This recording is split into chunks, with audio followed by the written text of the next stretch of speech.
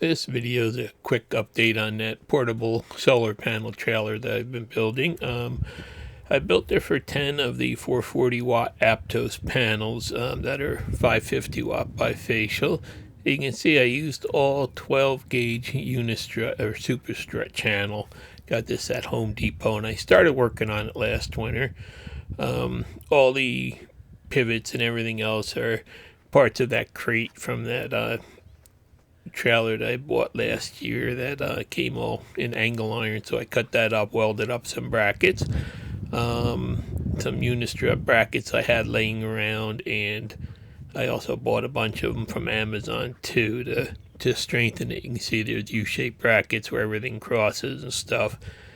And I made some cables and turnbuckles to actually strengthen it all when it's up and it hits the wind. And there it is, kind of what it looks like, the structure of it. It's just 20 foot long, two 10-foot sections of the super strut joined together in the middle with actually big pieces of angle iron. I used some 1/8-inch angle iron to strengthen everything down. And I bought a couple of trailer leveling jacks, extra long ones to use for adjusting the angle on it for the seasonal changes. They're not fast. I may motorize them someday, but they do work and they are strong. Plus, I did add some other bracing on it. I'll show you to make it withstand the wind.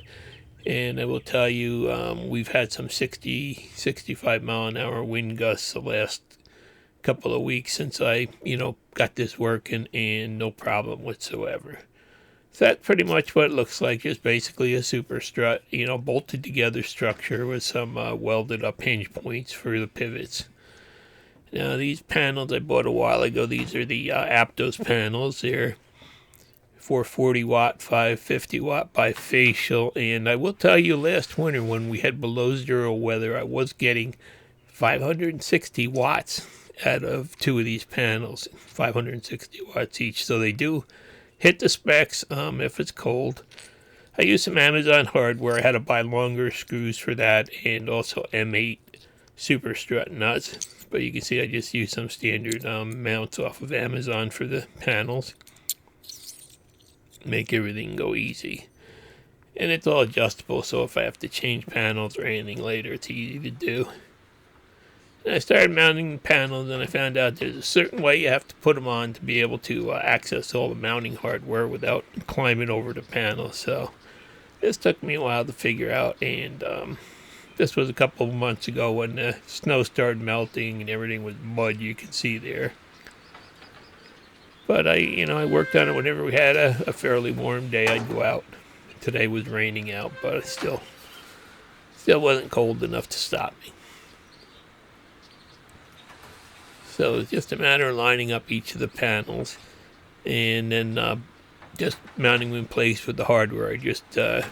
I had two super struts across each panel, which seems to be fine because they've had some high winds on them and no problem yet. So you can see, it takes a while to get everything squared up. That's the trouble. And that little red brackets, I don't know if you can really see them there, down in the corner, that open corner there. I 3D printed some spacers because I wanted a little bit of a gap between the panels so water and stuff would run off one, and even like pollen and stuff would wash off and not wash down on the panel below it. Plus some room for air to circulate. There you can see it better. Those little red blocks were just spacers I 3D printed. And then they're spacing the other way from the clamps.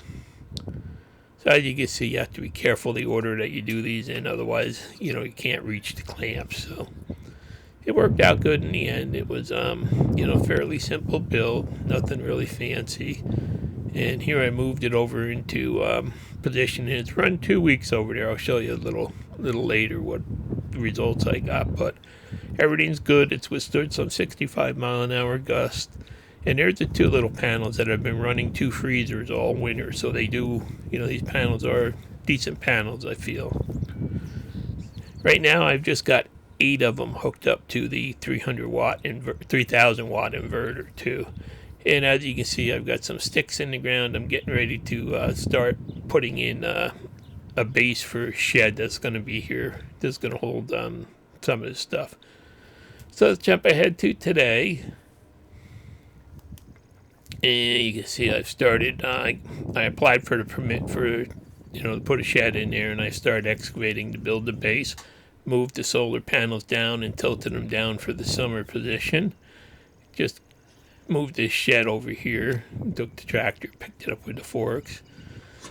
And let's take a look inside the shed. There's nothing in there really, just those two Vatrer batteries. I've got a rack for them. This is all going to go into the new shed. Once that gets done, it'll be expanded with a 1200 XP inverter. But there's that 3000 EG4 3000 inverter. It's been running great. Only had two problems that were caused by the batteries. Two error codes. I've got one of these Vatrer batteries that, for some reason, it'll drop from like 40% to 0 and shut down. And when that happens, the mains see under voltage, I guess, while the other one's trying to catch up.